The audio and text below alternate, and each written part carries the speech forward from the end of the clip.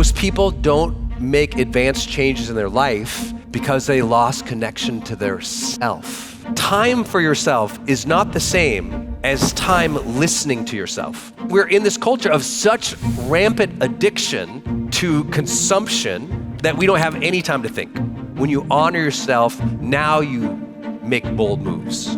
When you honor yourself, you come from a different place of strength for everybody. There's a consequence to your inaction, but the thing that's so strange about life, almost always the consequence to inaction is blind.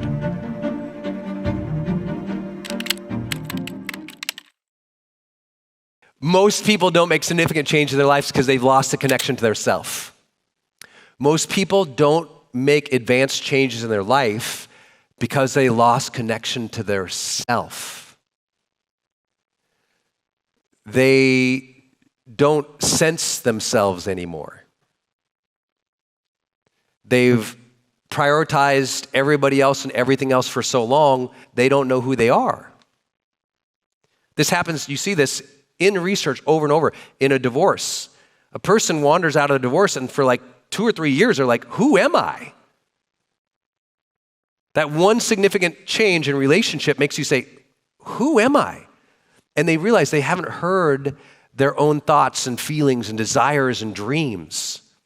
I can't help you change unless you start hearing your own thoughts and feelings and desires and dreams again. So what's the advanced stuff? You need everyday moments to connect to your own thoughts, feelings, desires, and dreams. What is that? Well, every single thing we're talking about can become a habit. Connection to self can become a habit. That can be your time to pray, to meditate, to do your ice bath and think about life. You can do, or whatever you have to think about. Like you have to find the time. If we're going to shift your life, there needs to be time in your life to connect with yourself. That might be your warm bath. That might be your daily walk. That might be your workout alone or with headphones. Like, when do you, and please let me be specific, time for yourself is not the same as time listening to yourself. Do y'all understand that? Something got lost with the pandemic in that. You got to take time for yourself. So people put on podcasts and get on ellipticals for 30 minutes and think they had time for themselves. No. You weren't even thinking. You were consuming. Consuming is not the same as listening to yourself. Who follows? Well, Brendon, you don't understand. I meditate. I'm like, what form of meditation? Because most forms of meditation are trying to release a thought pattern. Most forms of meditation are doing a mantra so that the monkey mind isn't going. So what type of time are you spending listening to yourself? This is why, of course, every psychologist in the world and every coach that I know who has any worth their salt, not only do they journal, they recommend journal as one of their first interventions. When you journal and you actually think about your thoughts, feelings, desires, dreams, how you're dealing with life, everything shifts. You can't know yourself and become a better version of yourself if you're currently not listening to yourself. Let me say it again. You cannot know yourself and become a better version of yourself if you're not currently listening to yourself. So to ask my clients to go, show me where you're listening to yourself. You might write this down. Show me where you're listening to yourself. Like where? When does it happen? For some people, it's like New Year's drunk. I'm not judging, I'm just saying. It's a very common thing. Some people, they take a walk on their birthday and they think about it for 5 minutes, but they're really thinking about the future versus themselves. What is your real, true, authentic, loving self saying to you about what you really think and need and feel? Because here's the thing, it's hard to get change in your life if you're so out of touch with yourself. That one hit? It's hard to get change in your life if you're so out of touch with yourself. But we're in a modern era where every second we have that we're not in touch with ourselves. We're feeding ourselves. We're in that swipe mode. And when you're in swipe mode, you're not thinking. You're reacting, but you're not thinking. And real human behavior change takes thinking, more time alone. I just saw a great session with Huberman where he was describing to a friend how he spent 13 minutes talking about all the wealthy and extraordinary people he'd met, and he was like, I'm so shocked how much time they take to just think. And he's blown away by it. And he realized, he's like, I don't think I've just sat and thought for like 3 years. To just sit and actually think about yourself and your life and how things are going without consuming. No consumption, just thinking in quiet. There's a reason Einstein was Einstein. He sat in silence thinking about hard things and changed the entire understanding of the universe. Does that compute with you? He sat and just thought about complex things and changed the entire understanding of the universe. And you want to become more wealthy, but you literally won't even sit and think. It's the weirdest thing I've ever seen. We're in this culture of such rampant addiction to consumption that we don't have any time to think. So, as I shared earlier, the great changes of life are strategic, they're purposeful. But most people aren't enacting a strategy, they're just reacting today. And so I want you to take some time to think. Like when you hang out with the best CEOs and entrepreneurs, they're thinking. I mean, it's crazy. I've been with Elon Musk, he's just thinking all the time. And he's thinking very complex things, and anyone can judge him for lots of different reasons that they might believe. But one thing that's amazing is this guy has thought up some of the most incredible inventions of our existence as a human species. It's amazing. But you have to, people understand how much time that is. So, okay, give me something tactical, Brendon. Show me it in your day, in your schedule, on your calendar. Where's that block of thinking time to connect with yourself? To connect with yourself. If you got anything, you might not like anything I said today or anything Ed did, but if you will make sure that you have time every day to think and connect with yourself, what we'll do is it will put you back in touch with yourself. And when you're back in touch with yourself, you start to honor yourself. When you honor yourself, now you make bold moves. When you honor yourself, now you make authentic, courageous action. When you honor yourself, now you know how to love like a man or love like a woman or love like a partner. When you honor yourself, you come from a different place of strength for everybody. Your service goes up, your wealth goes up, and everyone's like, what's going on? You're honoring yourself by listening to yourself. Somebody said, we're so fragmented. You're playing so many different roles, right? It's like your head is like this all day. Who's ever felt like this? Oh God, that's gonna be like a meme somewhere. Damn that video. My team's already like, we can never get a thumbnail of Brendon. Have you ever tried to pause a video of me and get a thumbnail? They're all.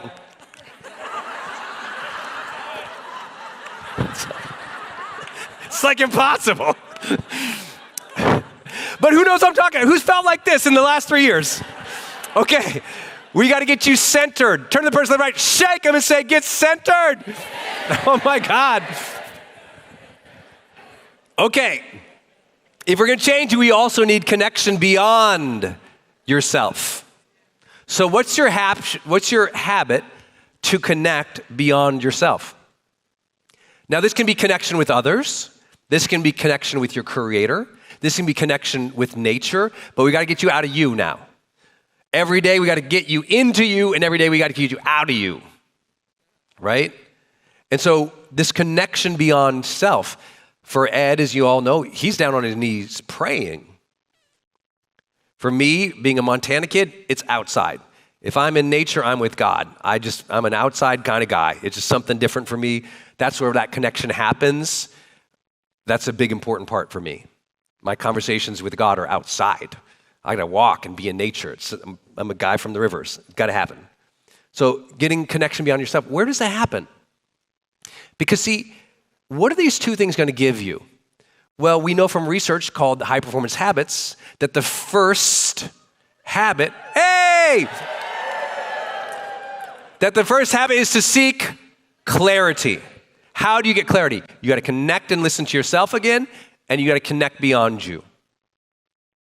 If we could get advanced change in your life, do you know what every single performance psychologist, every single mindset coach, and every therapist would agree in the world? Clarity. If we can increase your clarity for who you want to become and how you want to live and how you're going to live into that, we shift your life forever. Clarity is your answer. The issue that I'm trying to demonstrate here is you need to know where you're going to get that clarity from. Where's clarity coming from? Oh, clarity is coming from my character idealization. Who do I want to become? Then it's time to connect with self and time to connect beyond self. That helps develop the role clarity of who we want to be. This stuff is so important. Now we get to some of the basics and simple fundamentals. Okay, we want to change somebody. I prefaced earlier, we're just going to challenge them. Stubborn or not, we got to introduce challenge into your life. Second, we got to pull in something called consequence review. Do you know why a lot of people never change? They never think about the consequences of their inaction and their action. See, it turns out higher performers are very adept to thinking about consequences. They're not paranoid. They're not paranoid, though Jim Collins would argue otherwise in one of his later books. He wrote Good to Great, and he would argue that, no, it's very important that some of the greatest leaders in the world, they're slightly paranoid. And what he was trying to elaborate was they're kind of seeing out, and they know they got to hedge against these bets. They got to make sure they don't lose. They got to see that what we're doing now is adding up into a direction, and if we don't shift now, that direction's going to crash. Some people never change their behavior because they're so in the moment. They're so out of touch with themselves that they can't even see the consequence of who they're becoming. Who's ever had a child like this? You kind of had to say, oh my God, if you don't change your behavior, you're going to go to jail. A lot of people told me that when I was growing up. I remember one time, I don't know what happened to us goofy kids, but somebody taught us, I don't know, somebody in my high school taught us that you could go into a parking lot at night and you could get one of those shopping carts and you could put it in front of the car and then put your friend in the shopping cart and go fast. Yeah, this became a thing. I have no idea why. And then you could also climb on top of all the buildings. It was like a goal to climb on every top big building in our high school town. I have no idea why we crawled on all those buildings, but it became a thing. For fun, maybe. I don't know. I didn't ever think I was Spider-Man. But it was like somebody, a security guard, pulled me over, and I unrolled my window. I said, yes, sir. And he says, didn't say anything. He says, you know you're going to get yourself killed or kill somebody, right? And just the way he looked at me, that's all he had to say. I had never thought that. I was just having fun. You know you're going to kill yourself or get somebody killed, right? And he said it so sternly and so seriously, it hit me. I was like, what am I doing this for? Because sometimes you're just not thinking about that consequence. But when you feel the consequence, you shift. If you're a bad parent and you can see that consequence 10 years out and 20 years out, you're like, ooh, I don't want to be like that. You shift. When you see, and this is the most important one, I want to share this with you and make sure you wrote it down. The consequence of your inaction. You shift. Most people think their inaction doesn't have a consequence, but you heard Ed Milet give a different speech today, didn't he? There's consequence to inaction. There's consequence because life is so short and it's so precious. And you have to realize the things you don't do are also adding to a type of life. The things that you don't do, it's almost like there's a quantum parallelism happening. Okay, again, fancy words. But it's like there's two things happening. There's like, okay, who you are becoming, but also who you could have become. If you stay acting the exact same way, you're going to become something. But there's always a parallel track of if you had taken more action, or the person who would have been of more courageous action, what would they have shifted into? Because there's a consequence to your inaction. But the thing that's so strange about life, almost always the consequence to inaction is blind. You can't see it. You can't see the person now who you could have become if you had acted differently for the last 10 years. So you don't have to actually deal with the consequence. Right? You think the consequence of who you are today is what you did the last 10 years. But it's also what you didn't do. And that person who you didn't do, that inaction, is blind to you. You can't see it. It's kind of a mind-blowing reality of that inaction. You can say, well, yeah, but Brendon, I didn't work out, so I have to deal with that today. I'm like, yeah, that's one form of it. But the other form is you just can't see. You don't know who you could have become. That's the problem with consequences, is often you don't see them. You're so unaware of them, or it seems like they live on a different quantum field that you're not even ever going to access.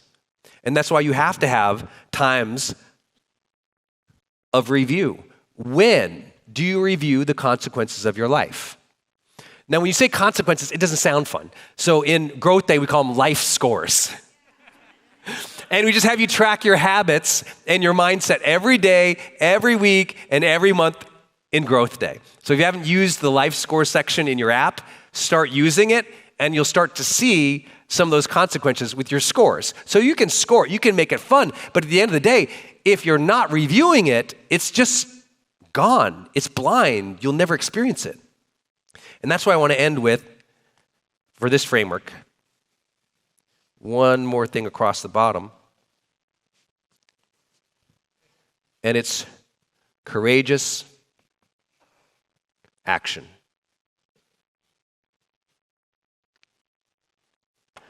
Courage is that virtue that makes all other virtues possible. You've heard that quote before. Courage is the virtue that makes all other good virtues possible. If you want advanced human behavior change, it's going to be from knowing who you want to become, connecting to yourself more often so you can understand yourself, connecting beyond yourself, challenging yourself, understanding the consequences of your behavior, and having way more courageous action. Way more. And here's the thing.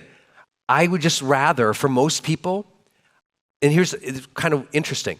If I tell you, take courageous action, and you're like, yeah, I'll do that. I'll be like, wait, but before you do that, can we stop the inaction part? There's things that you want and you desire, but you're inactive. You're not going for it. You're not assertive towards it. I want you to assert yourself way more consistently towards the things that you want. That doesn't always require courage. Sometimes it's just doing the thing. It's just showing up. Just showing up. I want you to stop the inaction. Get in motion towards the things that you want on a consistent basis. And then, after we review the consequences of that, then I'm going to say, okay, bold moves, courageous action. Let's go. Let's get in it. Let's do the hard things now. Let's go to that other level, courageous action. What would be a courageous move this week? And start stacking those weeks. One courageous action, week after week after week. 52 courageous actions throughout the year. That's a whole lot more than most people, and that gives you an unfair advantage. It gives you an unfair advantage. This should be a year of courage for this community. For each of you who know this personal development stuff, who are unblocking, who are ready to do the work, a year of courage. Everyone say, I'm here. I'm ready. I go in courage. That's what we want to build today.